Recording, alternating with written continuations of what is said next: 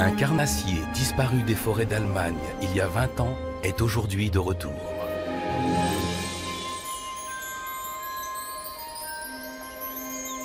À l'écart des chemins, cachée dans le sous-bois, se trouve la pouponnière des nouveaux arrivés. Ce louveteau curieux explore son environnement. Et manifestement, il n'est pas seul.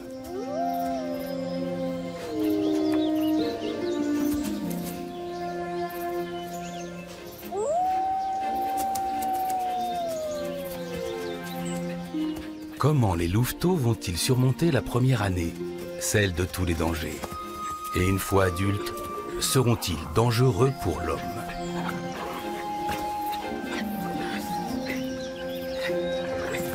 Ces louveteaux sont nés dans une famille pas comme les autres, installée sur un site insolite dans la lande de Lüneburg en Basse-Saxe. Voici leur incroyable histoire.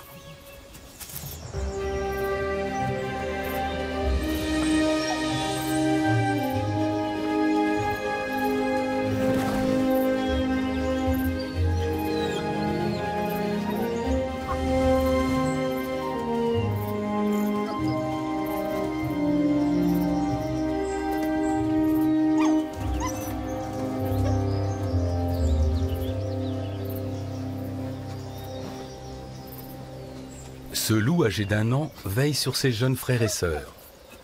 Leurs parents chassent sur un territoire immense et passent parfois la journée très loin d'eux.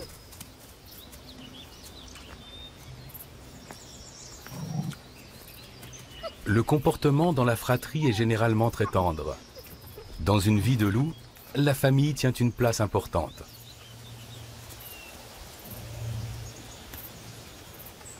Petit frère a une tique à la paupière. En baby-sitter dévoué, sa grande sœur vient à son secours. Mais où sont donc passés les parents?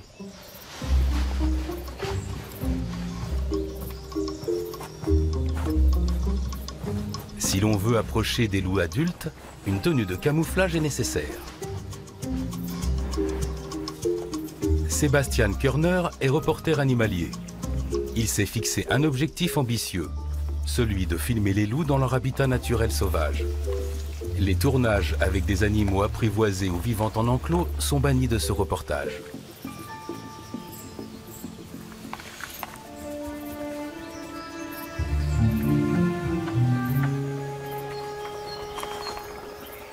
Le chef de famille est extrêmement farouche et pour l'apercevoir, il faut s'armer de patience.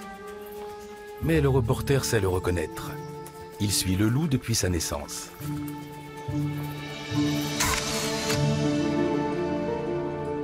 Il lui a même donné un prénom comme à d'autres individus qu'il filme régulièrement. Ce mâle s'appelle Léo. Pour fonder sa propre famille, Léo est parti à 350 km de son lieu de naissance. Il est originaire de la Lusace, une région de la Saxe dans le nord-est de l'Allemagne. Un paysage composé de bois aménagés et de champs, mais aussi de mines de lignite.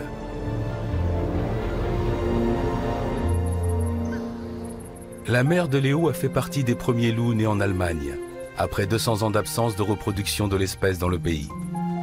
En 2010, elle a donné naissance à Léo.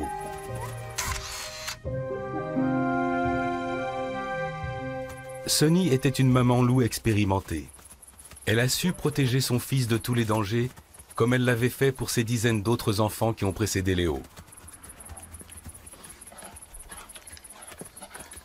Il est le seul louveteau mâle né cette année-là.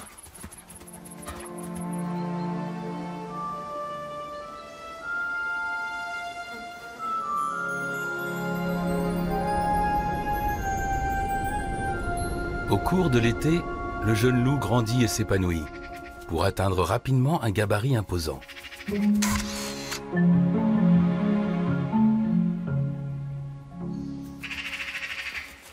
À 5 mois, il est toujours aussi joueur. Ici, on le voit en compagnie d'une de ses sœurs. Contrairement à elle, il répond volontiers aux provocations de voisins effrontés.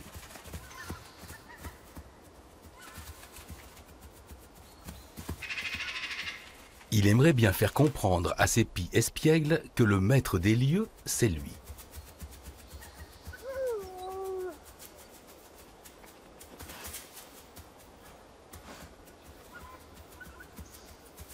Mais Léo finit par se rendre à l'évidence. Il ne sait ni voler, ni grimper aux arbres.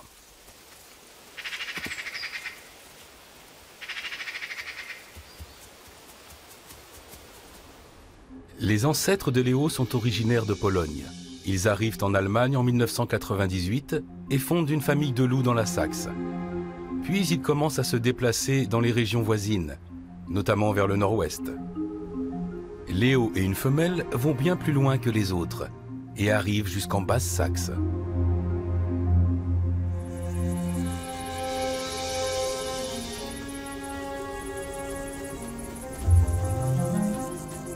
Les jeunes loups quittent le nid familial au cours de leur 2e année de vie, lorsqu'ils atteignent la maturité sexuelle. Ils cherchent ensuite un partenaire avec qui ils vont occuper un nouveau territoire. De cette manière, les loups évitent une surpopulation dans la maison parentale.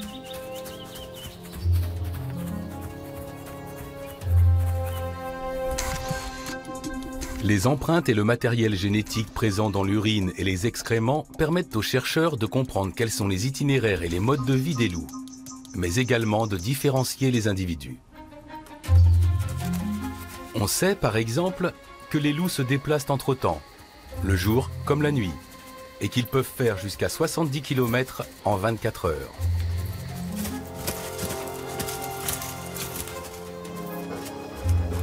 Les cours d'eau et les hautes montagnes ne sont pas des obstacles pour eux. Si le loup est une espèce strictement protégée, il court un risque mortel inévitable dans nos pays.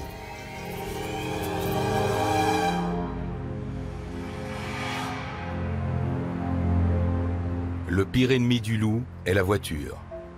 En Allemagne, plus de 100 individus sont morts sur les routes depuis le début des années 2000. Toutes les victimes sont recueillies par des chercheurs et envoyées à Berlin dans un laboratoire central pour des examens plus approfondis. C'est en collectant un maximum de données sur les loups qu'on sera en mesure de mieux les protéger. L'observation permanente des animaux en forêt permet de suivre leur comportement de façon très précise. Il s'agit d'une mesure préventive, car après environ 200 ans d'absence, la peur enfouie du loup ressurgit. Quant à Léo, il a échappé aux accidents sur son long parcours. Et il a rencontré une compagne qui a fait autant de chemin que lui.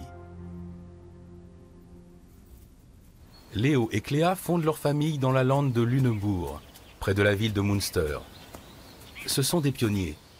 Parmi les loups venus de Pologne, aucune meute ne s'est encore aventurée aussi loin à l'ouest.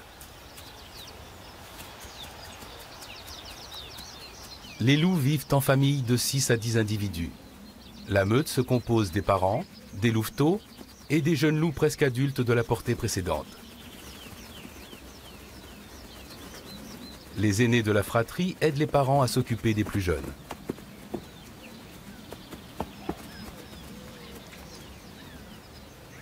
Cléa, la maman, meurt 2 ans après son arrivée à Münster. L'identité de la nouvelle compagne de Léo reste longtemps une énigme.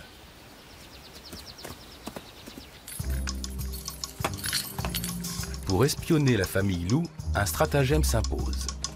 15 pièges vidéo sont dissimulés sur leur territoire et y restent pendant quelques mois. Ce sont les mouvements des loups qui déclenchent les caméras. Elles enregistrent ensuite pendant 1 minute des scènes de la vie de Léo et de sa famille.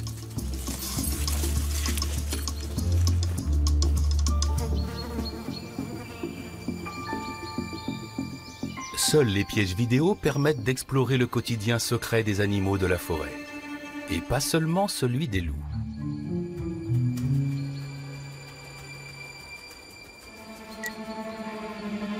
On découvre aussi les habitudes de certains voisins, comme cette maman blaireau et ses 2 petits, sur le point d'abandonner un terrier qu'ils ont eux-mêmes creusé. Leur château de sable attire beaucoup de visiteurs, qui se livrent parfois à des spectacles surprenants.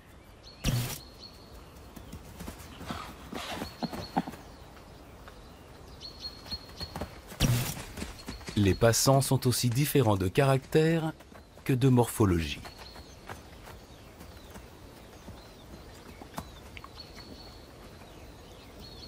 La forêt de la lande de Lunebourg héberge une faune très riche. Les loups affamés n'en attendent pas moins.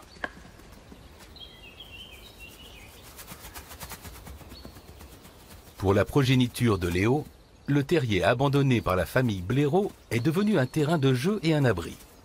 Grâce aux pièges vidéo, nous pouvons observer ces louveteaux âgés de 6 semaines qui font une de leurs premières excursions. Et nous allons enfin savoir qui est la nouvelle compagne de Léo. Voici Ella. C'est l'une des filles aînées de Léo. Elle a donc succédé à Cléa, sa propre mère. Un cas de figure qui se présente parfois chez les loups en absence de nouvelles femelles arrivant de l'extérieur. Il s'agit avant tout de garantir la continuité du clan.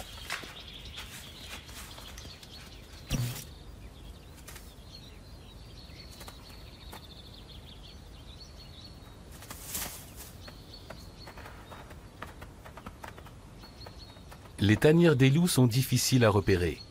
Même des voisins proches passent à côté sans les remarquer.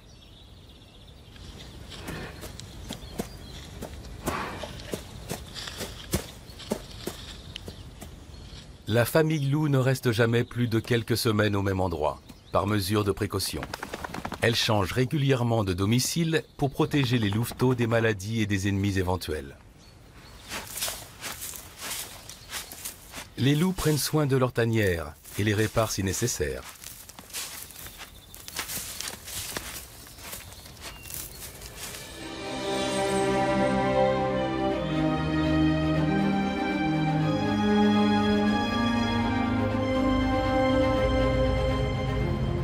La famille de Léo vit dans un environnement pour le moins insolite, une zone d'entraînement militaire.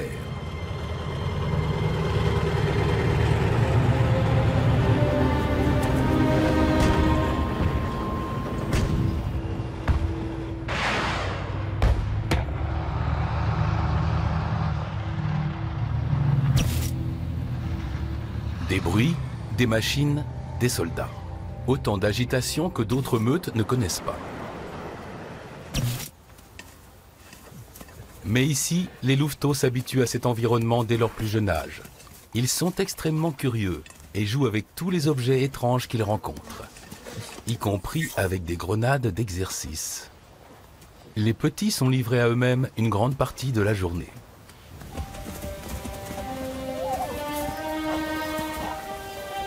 Lorsque les parents chassent ou se reposent, les jeunes s'entraînent sur le lieu de rendez-vous familial. À travers leur jeu, ils développent des capacités nécessaires à leur survie.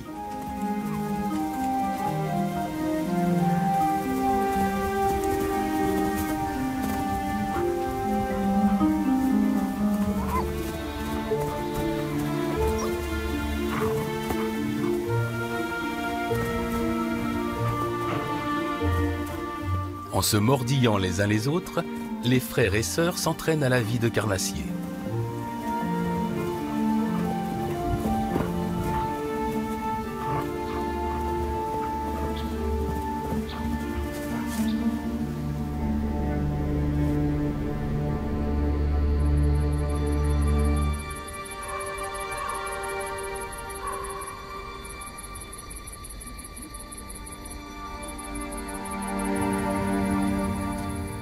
Pour l'instant, ils ne chassent pas encore seuls, contrairement à leurs aînés d'un an plus âgés.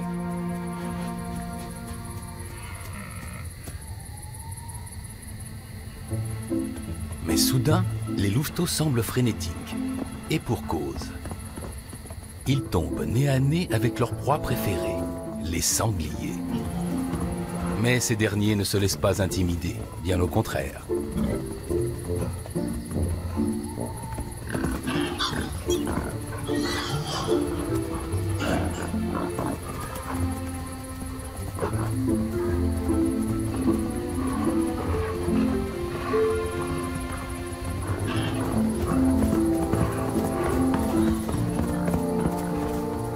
Il faudra aux novices encore du temps pour s'affirmer.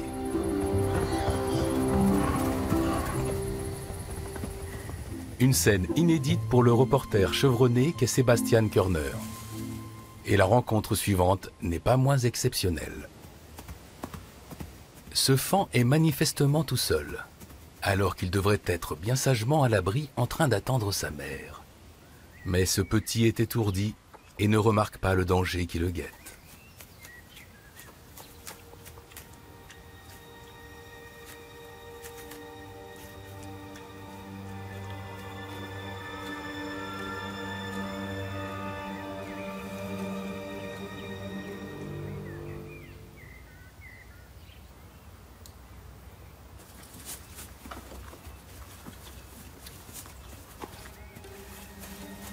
Le loup ne saurait résister plus longtemps.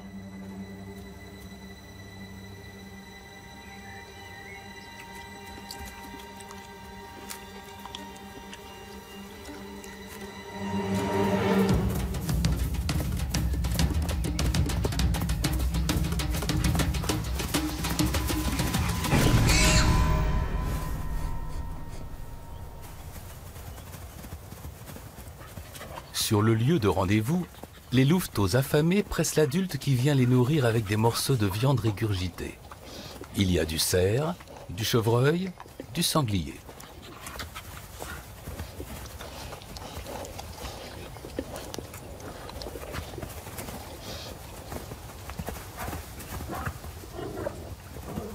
Les petits ne sont pas rassasiés et continuent à mendier. Mais la grande sœur, exaspérée, leur fait comprendre clairement que c'est elle qui commande.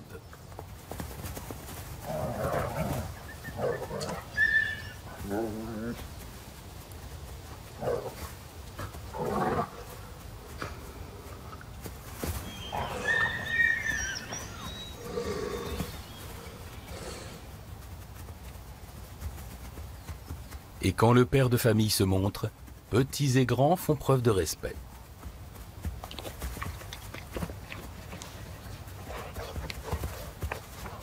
La progéniture accepte l'autorité naturelle des adultes. Contrairement à ce qu'on peut voir dans certains films de fiction, la hiérarchie n'est pas remise en question au sein d'une meute vivante en liberté. Les loups sauvages forment des familles soudées et prennent soin les uns des autres. Le reste n'est que légende.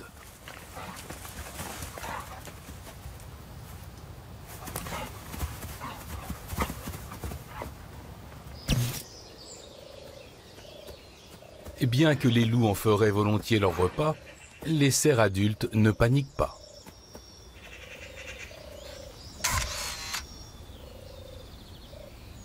Léo marque ici son territoire. 20 minutes plus tard, une biche passe par là et déchiffre son message.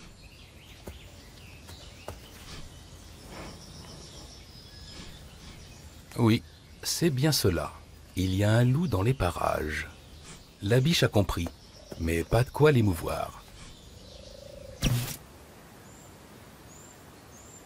Les louveteaux de Léo grandissent et ne cessent d'apprivoiser leur univers. À la fois curieux et craintifs, ils explorent le terrain avec circonspection.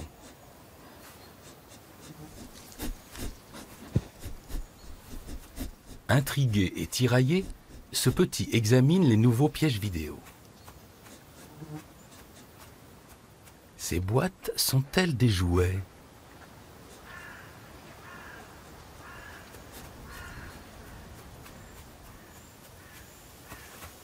Chaque année, les louveteaux de Léo s'habituent au va-et-vient bruyant de la zone d'entraînement militaire. Ils ont une prédilection pour les tranchées. Et pendant les trêves d'exercice, les routes des chars d'assaut sont un lieu de rendez-vous très prisé. Les petits comptent les moustiques et guettent les assaillants.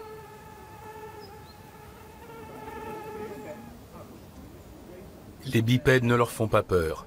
Ils ont l'habitude de les côtoyer. Généralement, les lieux de rendez-vous des meutes de loups sont éloignés des zones fréquentées par les humains. Et les louveteaux s'enfuient à l'approche de visiteurs inhabituels. Mais la meute de Munster est un cas à part. Si la progéniture de Léo garde une distance respectable avec les chars bruyants et leurs occupants, elle est toutefois habituée à voir ses engins, à côtoyer des hommes et à entendre leur voix.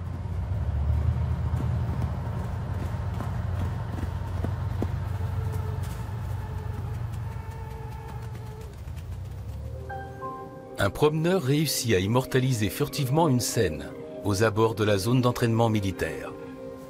Un membre du clan de Léo observe un homme tout en maintenant une distance de sécurité. Une attitude qui n'a rien d'anormal chez un loup, tant qu'il se sent en sécurité. Le cueilleur de champignons ne remarque pas qu'il est observé. Le loup finit par se lasser et décide de continuer son chemin. Un comportement tout à fait ordinaire. Mais il y a 2 ans, la progéniture de la famille de Léo fait la une des journaux. Les petits de Léo et Ella, issus de cette portée, vont compromettre la réputation de toute la meute. Ces 2 louveteaux sont les principaux protagonistes. Le comportement de Punkti et Kurti est signalé par des hommes qui croisent leur chemin par hasard.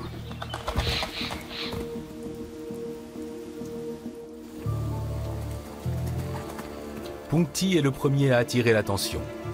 Le louveteau a été baptisé par des gardes forestiers.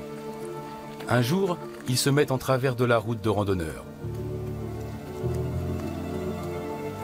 Punkti fait comprendre qu'il veut jouer.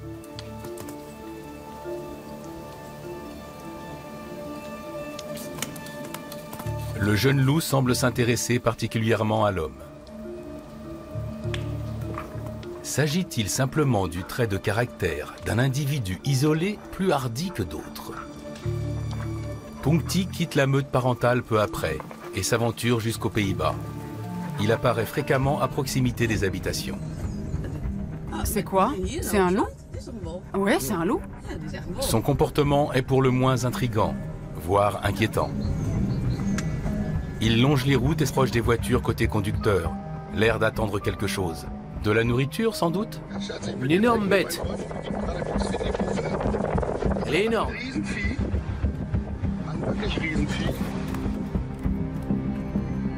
Je peux pas passer. Mais cette obsession sera fatale au jeune loup. Punkti est percuté par une voiture et retrouvé mort dans un fossé. Mais le problème n'est pas réglé. Comme lui, ses frères et sœurs vont droit sur les voitures à proximité de la zone d'entraînement militaire et semblent quémander de la nourriture. D'où vient cet étrange comportement? Regarde-moi ça. On pourrait les nourrir. C'est fou. Le ministère de l'Environnement réagit. Kurti est capturé pour être équipé d'un émetteur.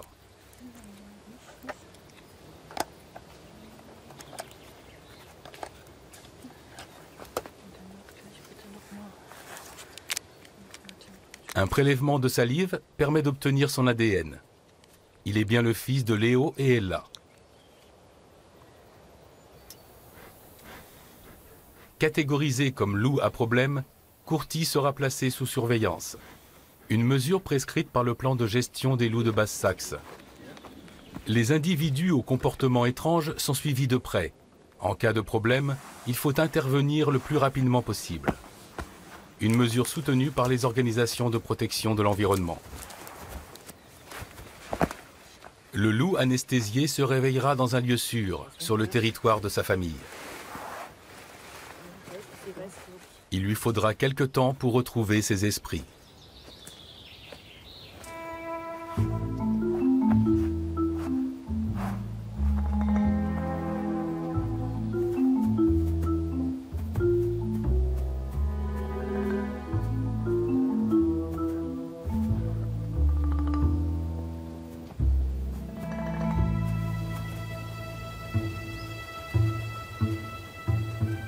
L'émetteur qu'il porte au cou ne le dérange pas. Grâce aux signaux permanents de l'appareil, ses déplacements pourront être suivis. Continuera-t-il à s'approcher des voitures et des hommes? Le territoire des loups sur la zone d'entraînement militaire couvre plus de 200 km². Un vaste habitat où les frères et sœurs cadets de Kurti doivent trouver leur marque. Un pigargue observe attentivement le jeune loup. Et pour cause. Sur les terrains de jeu des quadrupèdes carnivores, il n'est pas rare de trouver des reliefs de festin.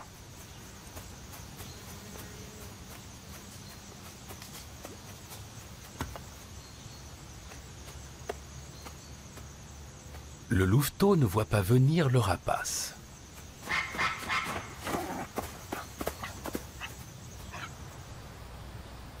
Le rapace surgit bruyamment et chasse le néophyte.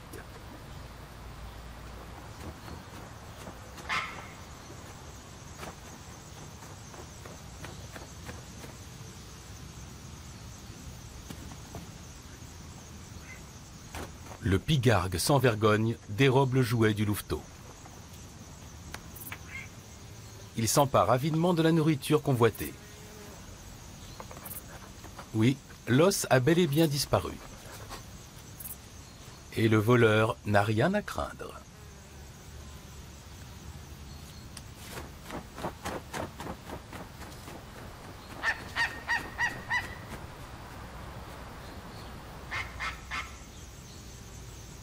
Le jeune loup ne sait pas encore s'affirmer sur son territoire.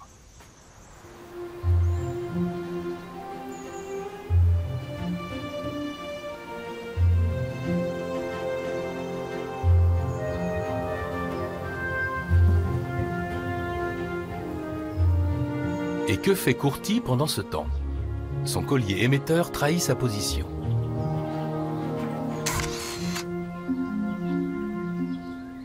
En grandissant, il semble éviter la proximité de l'homme.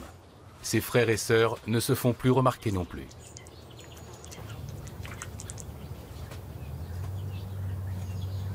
En tant qu'aîné responsable, Courti reste à proximité de ses petits frères et sœurs.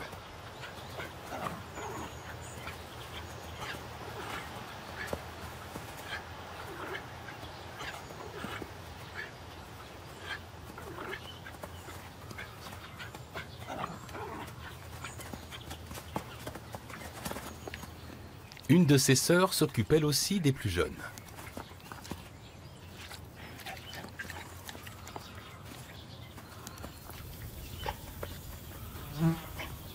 Courti est bien intégré dans la famille. Il endosse docilement le rôle de grand frère. Et il accompagne son père Léo dans les excursions familiales. Il semble évoluer normalement.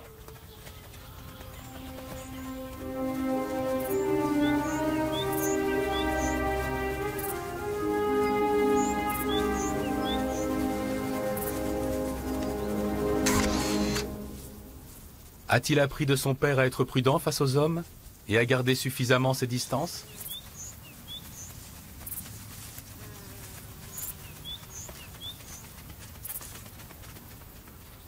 Depuis que le comportement de Courti est rentré dans l'ordre, les histoires de loups à problème ont disparu des médias.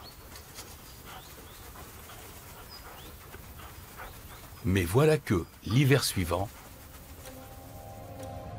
un loup réapparaît sur la route.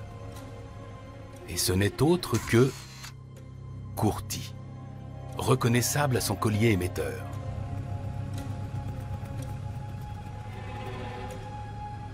De nouveau, il s'intéresse à une voiture et s'en rapproche à plusieurs reprises.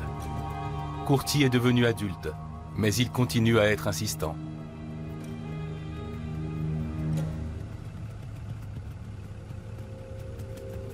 Et il ne s'arrête pas là. Il poursuit des randonneurs et mord leurs chiens. Avec des balles en caoutchouc, on veut apprendre à Courti à craindre l'homme. Mais les tentatives échouent. Le ministère de l'Environnement de la Basse-Saxe décide de procéder à une mesure de prévention. Courti est le premier loup d'Allemagne à être retiré de la nature.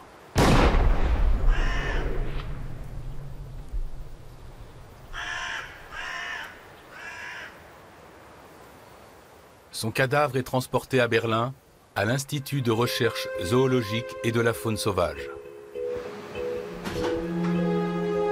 Nous ne sommes pas autorisés à filmer son autopsie. Mais comme tous les loups morts, il est soumis à des examens qui permettent aux chercheurs d'établir les causes du décès et de diagnostiquer d'éventuelles pathologies physiques. Ils tentent aussi d'identifier les auteurs qui tuent des loups illégalement.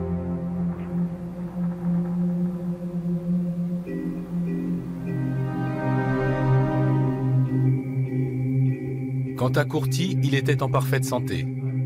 Il ne souffrait d'aucune anomalie organique qui aurait pu expliquer sa tendance à aller droit vers les hommes et leurs véhicules.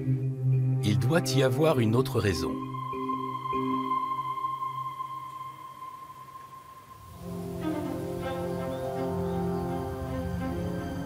Peut-être que son comportement s'explique par le caractère particulier de son habitat.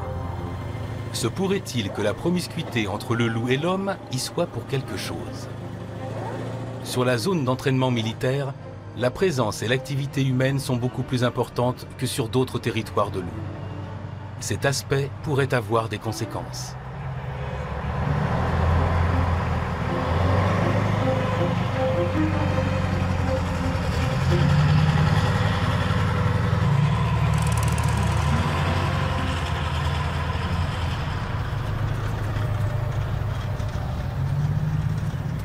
Les louveteaux laissent les véhicules et les hommes les approcher de manière inhabituelle.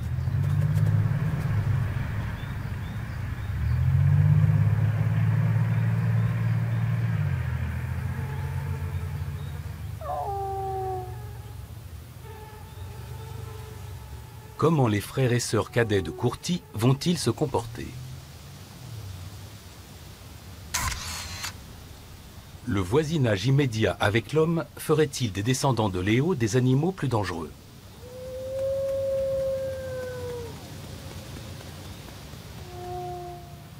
La réponse pourrait se trouver là où Léo est venu au monde.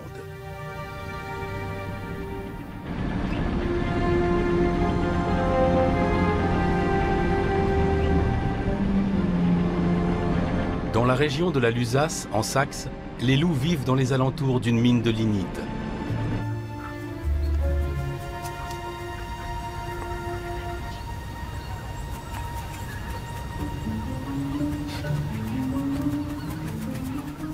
Autrefois, le territoire des animaux était calme, mais aujourd'hui, le trafic est devenu important. Y aura-t-il des problèmes entre les loups et les hommes?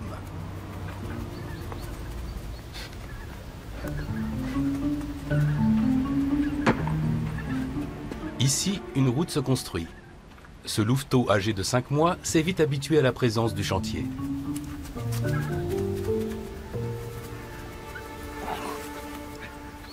Sur le lieu de rendez-vous, les petits jouent avec le matériel que les ouvriers ont abandonné sur place. Ce tuyau en caoutchouc est parfait pour un exercice de tir à la corde.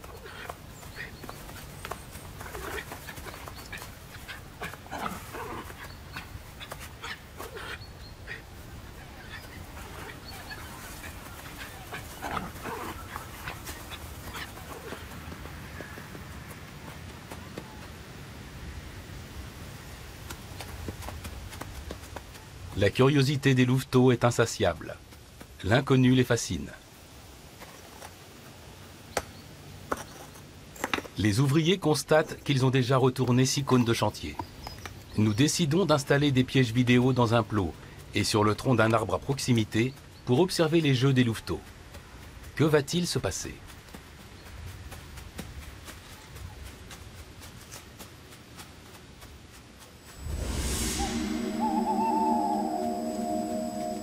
Il fait nuit noire. Seule la lumière infrarouge de la caméra se reflète dans les yeux des loups et sur le cône de chantier.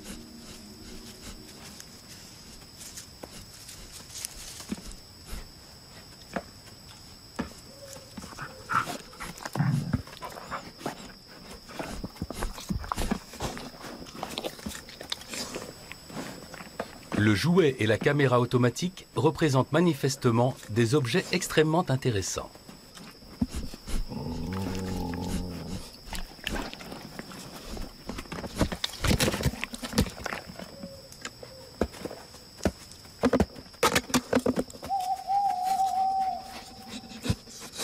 Les louveteaux aimeraient bien emporter tout ça.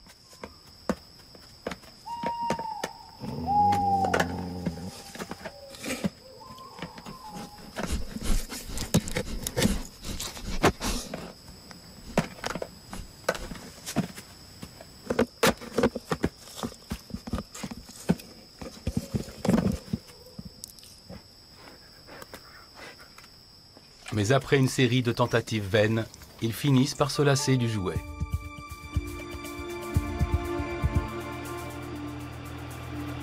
Malgré la proximité avec l'homme, les loups de chantier de la Lusace ne montrent pas de traits de caractère alarmants. Ils n'approchent pas les voitures comme le faisaient Puncty et Courty.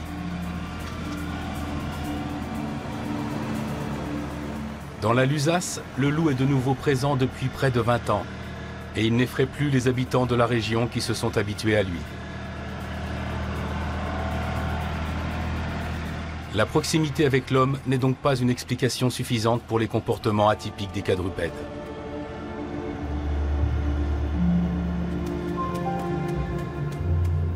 Ici, les animaux posent parfois d'autres problèmes, plus classiques.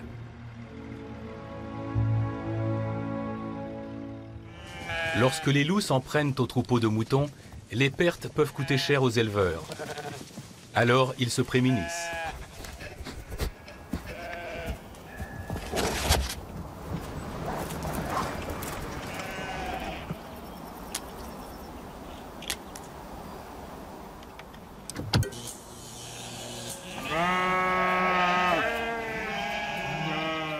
Les éleveurs bénéficient de subventions pour mettre en place des mesures préventives.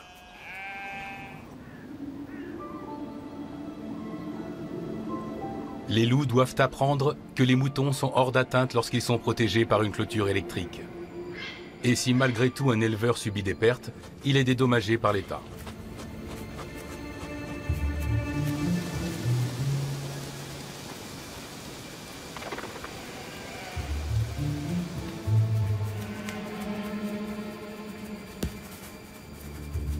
Ce loup connaît-il les règles ?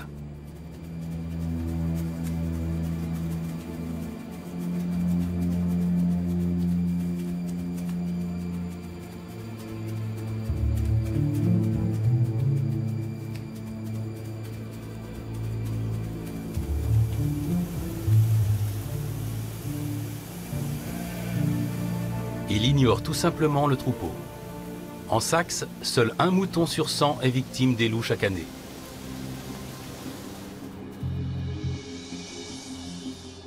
Depuis le retour de l'espèce en Allemagne, environ 50 familles de loups se sentent ici chez elles. Les jeunes adultes en quête de partenaires sillonnent périodiquement tout le pays. D'après les estimations de l'Office fédéral de protection de la nature, il y aurait assez de place pour 440 meutes de loups.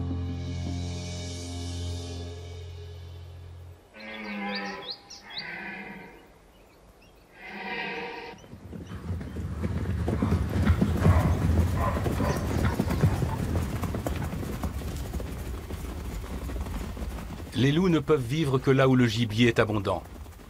Une meute délimite la taille de son territoire en fonction de ses besoins de nourriture.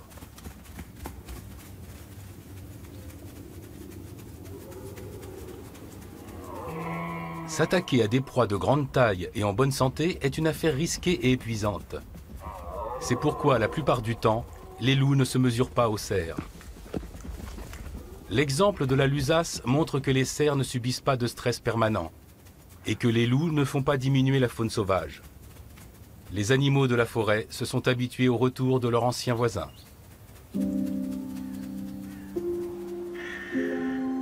Mais qu'en est-il des loups de la zone d'entraînement militaire en Basse-Saxe? Seraient-ils plus dangereux qu'ailleurs?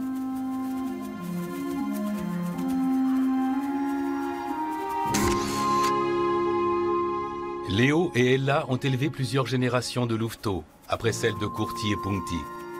Leurs descendants actuels seront-ils à leur tour des loups à problème?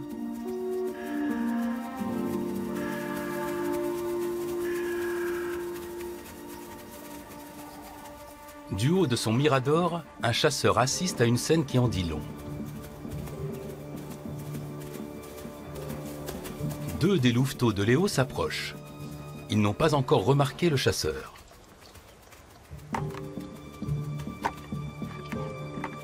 Mais lorsque celui-ci fait un mouvement en les filmant, les loups se retirent aussitôt. Bien qu'ils aient déjà atteint leur taille adulte, les louveteaux sont encore curieux. Mais ils montrent du respect face à l'homme et le fuient, comme il se doit.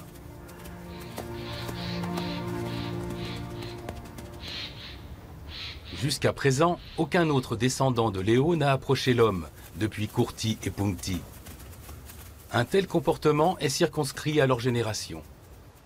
La seule explication plausible est la suivante. Les louveteaux ont très probablement été nourris par l'homme, et c'est ce qui a éveillé leur intérêt pour lui. Les gènes de Léo et Ella n'y sont donc pour rien.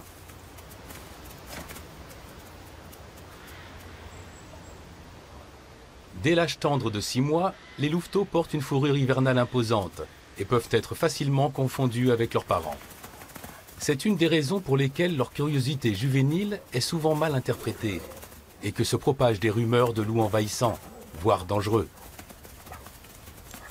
Mais en devenant adultes, ils n'auront plus le temps de jouer. Il leur faudra chasser et nourrir à leur tour leur progéniture.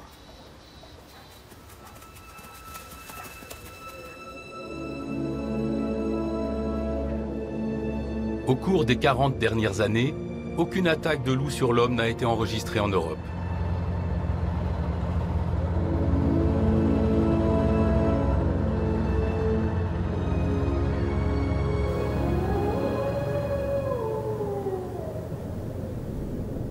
Chez les loups de la zone d'entraînement militaire de Münster, une année s'est écoulée sans fait divers autour des loups.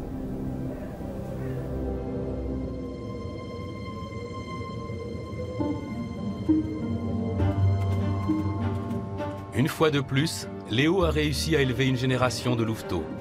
Il est désormais sans conteste un père de famille expérimenté. L'histoire de la meute de Léo montre que les loups sont capables de s'acclimater à un paysage aménagé. Le sort de Puncti et Kurti prouve aussi que les grands carnassiers peuvent être source de problèmes. Mais c'est uniquement si l'homme se met à les nourrir qu'ils deviennent potentiellement dangereux. Le loup, lui, n'est ni un monstre, ni une peluche.